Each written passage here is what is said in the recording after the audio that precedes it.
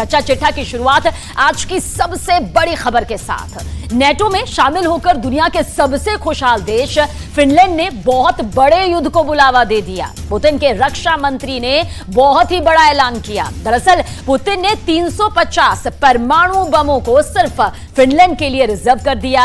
ये सभी परमाणु बम फिनलैंड के काफी करीब पहुंच गए हैं। जब नेटो फिनलैंड के रास्ते रूस को घेरने में लगा है, तभी पुतिन ने फिनलैंड को बड़ी वार्निंग यहां पर दे डाली है।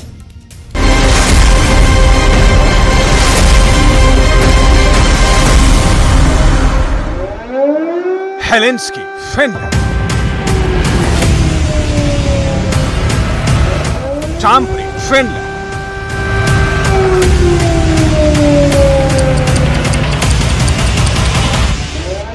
टुर्को, फिनलैंड।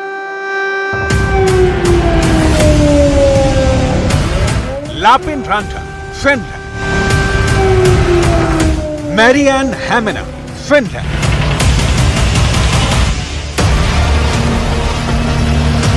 फिनलैंड के इन शहरों में रूस के हमले का खौफ समाया हुआ है। सिर्फ इन शहरों में ही क्यों, पूरे फिनलैंड में रूस से दो हाथ करने की तैयारी हो रही है। सड़क से लेकर बड़ी बड़ी इमारतों में रूस के हमलों का कैसे मुकाबला करना है, इसकी ट्रेनिंग चल रही है।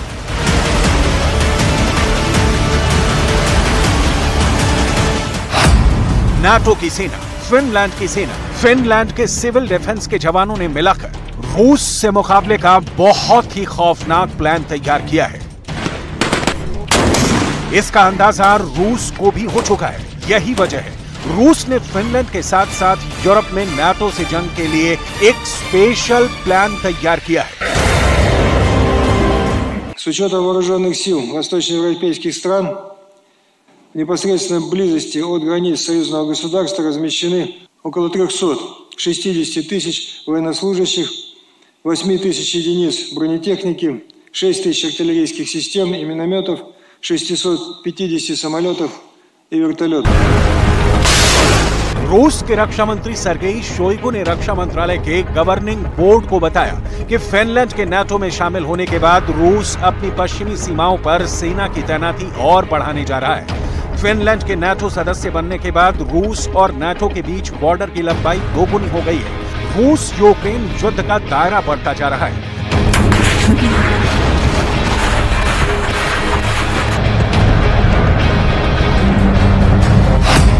रूस यूक्रेन सीमा के साथ बेलारूस और पोलैंड की सीमा पर दोनों तरफ से सेनाएं जमी हुई हैं, लेकिन अगला नंबर फिनलैंड का है। रूस के रक्षा मंत्री सर्गेई शोइगु ने कहा है कि फिनलैंड के नाटो सदस्य बनने के बाद रूस की चुनौती बढ़ गई है। युद्ध का दायरा भी बढ़ गया है, क्योंकि अब नाटो की तरफ से फिनलैंड में ऐसे हथियारों को रखा जाएगा जिससे रूस पर घातक हमला किया जा सके।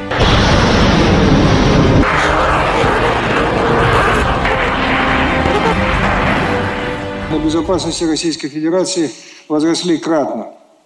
Серьезным дестабилизирующим фактором является вступление в НАТО Финляндии и в перспективе Швеции.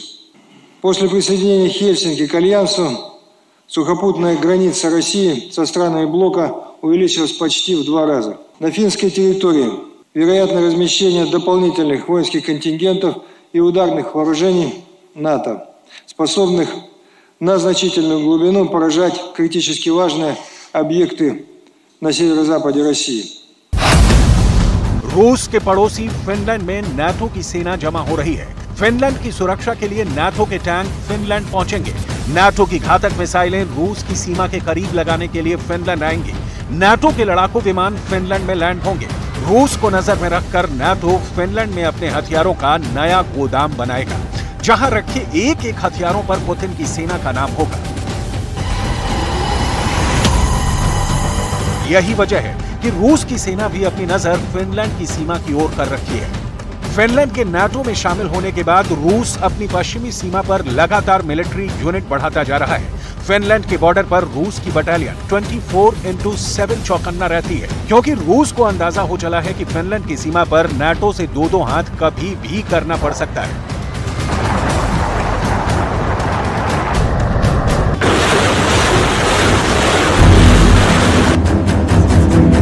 यही वजह है कि रूस के रक्षा मंत्री ने साफ साफ शब्दों में यूरोप में नाटो के खिलाफ अपने विशेष अभियान का ऐलान कर दिया है।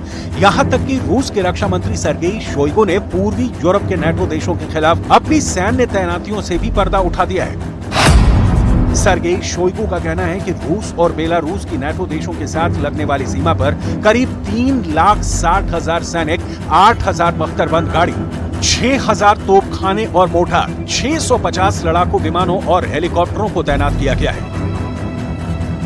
सवाल है 31 देशों से अब कैसे लड़ेंगे पुतिन? क्या होगा जब एक साथ 31 देश और रूस पर धावा बोल देंगे? क्या पुतिन के परमाणु बम फोड़ने का टाइम आ गया है? क्योंकि फिनलैंड के नाटो में शामिल होने के बाद रूस का परमाणु गोदाम अब सीधे नाटो के निशाने पर आ गया है।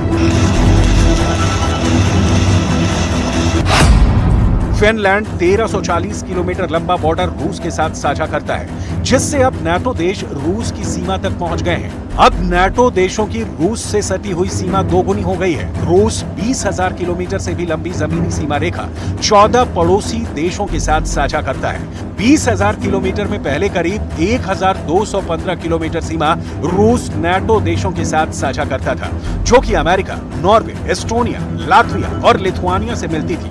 अब 1340 किलोमीटर लंबी सीमा के जुड़ने से रूस की नाटो देशों के साथ साझा करने वाली सीमा की लंबाई 2,555 किलोमीटर हो गई है। फिनलैंड के बॉर्डर पर रूस के न्यूक्लियर बॉम्बर दिख चुके हैं। रूस के ये ऐसे बॉम्बर हैं जो आसमान के रास्ते परमाणु हथियार ले जाने में सक्षम हैं। तस्वीरों के सामने आने के बाद फिनलैंड पर रूस के खतरे की खबरें पूरी दुनिया में फैल गईं। अब आगे बढ़ें और नाटो के खिलाफ रूस के न्यूक्लियर ऑपरेशन की तैयारियों को दिखाएं। उससे पहले नाटो को लेकर पुतिन का मूड क्यों खराब हो गया है, इसे जान लीजिए। पूर्वी यूरोप में नाटो की सेना की तादाद लगातार बढ़ती चली जा रही है। यूक्रेन युद्ध के बाद से पूर्वी यूरोप में नाटो की मौजूदगी 2.5 गुना बढ़ गई है। रूस की खुफिया एजेंसियों के मुताबिक पूर्वी यूरोप में अभी नाटो के 30,000 सैनिक तैनात हैं। यही वजह है कि रूस नाटो देशों से लगने वाली सीमा पर चौकसी बढ़ा रहा है। रूस को आशंका है कि फिनलैंड में नाटो परमाणु हथियारों को भी तैनात करने वाला है। यही वजह है कि पश्चिमी मीडिया का दावा है कि पुतिन ने 350 परमाणु बमों को सिर्फ फिनलैंड के लिए रिजर्व कर दिया है। ऐसे में बड़ा सवाल यह है कि फिनलैंड के पूरब में कितने प्रलयंकारी परमाणु बम हमले के लिए तैयार है। फिनलैंड के पूरब में रूस की न्यूक्लियर फोर्स कितने और परमाणु बम पहुंचा रही है। फिनलैंड की सीमा से सटे मौजूद रूस का परमाणु गोदाम अभी कितना भरा हुआ है। फिनलैंड के पड़ोस के समंदर में रूस के परमाणु हथियारों की गश्ती क्यों बढ़ गई है? क्या फिनलैंड में समंदर के रास्ते परमाणु सुनामी आने वाली है? फेडरेशन ऑफ अमेरिकन साइंटिस्ट की एक हालिया रिपोर्ट बताती है कि फिनलैंड के पास मौजूद कोला प्रायद्वीप में रूस ने पनडुब्बियों पर तैनात 350 परमाणु बम लगा रखे हैं। सभी परमाणु बम 150 किलोटन की ताकत के हैं। यानी कोला प्रायद्वीप में मौजूद रूस के एक परमाणु बम हिरोशिमा पर गिरे बम से 10 गुना अधिक शक्तिशाली है। विश्लेषकों का कहना है कि फिनलैंड की नाटो में एंट्री से यूरोप में तनाव चरम पर पहुंचने वाला है, क्योंकि नाटो और रूस की बरसों पुरानी दुश्मनी का सबसे नया एपिसेंटर फिनलैंड बन गया है। फिनलैंड नाटो का एक ऐसा खूनी दरवाजा बन गया है जिसके एक तरफ पुतिन खड़े हैं तो दूसरी तरफ अमेरिका की अगुवाई में दुनिया के 31 देशों की सेना है। नाटो का आरोप है कि पुतिन नाटो का दरवाजा बंद करना चाहते थे, हमले की धमकी और युद्ध के नाम पर डराना चाहते थे। विश्लेषकों का दावा है कि फिनलैंड के नाटो में शामिल होने के बाद पुतिन यूरोप और पश्चिम को डराने की कोशिश में तनाव बढ़ाएंगे, जिसकी शुरुआत रूस ने आर्कटिक में अधिक परमाणु हथियारों की तैनाती से कर दी है। फिनलैंड समेत पूरे नाटो को कंट्रोल करने के लिए पुतिन ने आर्कटिक को क्यों चुना है? आर्कटिक में कहां-कहां रूस ने अपने परमाणु हथियारों का जमावड़ा कर रखा है? आर्कटिक में अधिक परमाणु हथियारों की तैनाती कर पुतिन किस नाटो देश में एटमी कहर ढाने की तैयारी में है? इसे जानने से पहले फिनलैंड के नाटो में शामिल होने से रूस की परेशानी कितनी बढ़ गई है, इसे जान लीजिए। रूस के उत्तर पश्चिम में बाल्टिक सागर के उत्तर में फिनलैंड है, दक्षिण में एस्टोनिया है। बीच में बाल्टिक सागर का हिस्सा फिनलैंड की खाड़ी रूस के लिए काफी अहम है। फिनलैंड की खाड़ी के पूर्वी छोर पर रूस का सेंट पीटर्सबर्ग शहर है।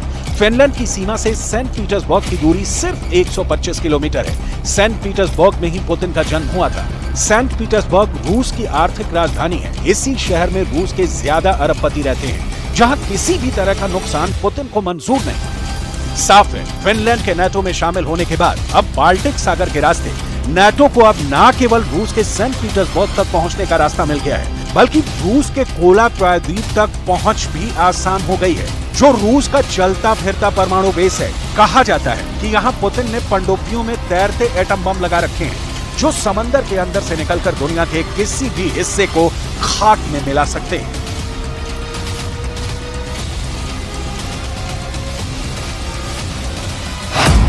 कोला प्रायद्वीप में रूस ने बड़े पैमाने पर परमाणु हथियार जमा कर रखे हैं। कोला प्रायद्वीप का छोटा सा इलाका रूस की परमाणु मिसाइल से लैस सबमरीन का पावरफुल सेंटर है। यहीं से आर्कटिक की गश्त भी की जाती है। यही वजह है कि अब रूस के रक्षा मंत्री ने दावा किया है कि रूस ने यूरोप में नाटो से भिड़ने की पूरी तैयारी कर ली है।